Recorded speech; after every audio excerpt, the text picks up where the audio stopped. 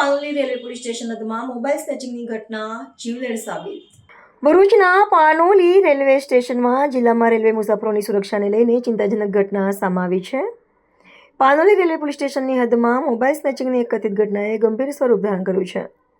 ચાલતી ટ્રેનમાં મુસાફરી કરી રહેલા એક યુવાન પાસેથી મોબાઈલ છીનવવાનો પ્રયાસ કરવામાં આવ્યો હોવાની પ્રાથમિક માહિતી સામે આવી છે.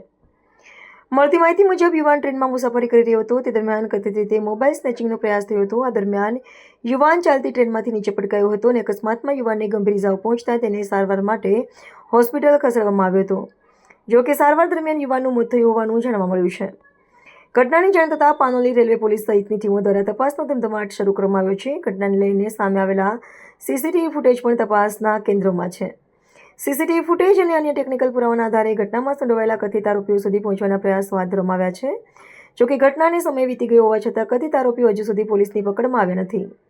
ચાલતી ટ્રેનમાં મુસાફરો પાસેથી મોબાઈલ કે અન્ય કિંમતી વસ્તુઓ સ્નેચ કરવાનો પ્રયાસ થતો હોય અને તેના કારણે કોઈ મુસાફર ટ્રેનમાંથી નીચે પટકાય તો તેની જવાબદારી કોની? ઘટનાને પગલે સ્થાનિક નાગરિકો અને રેલવે મુસાફરો દ્વારા પાનોલી રેલવે પોલીસ, જીઆરપી તેમજ આરપીએફ તંત્ર પાસે તાત્કાલિક કાર્યવાહી કરવાની માંગ કરવામાં આવી છે.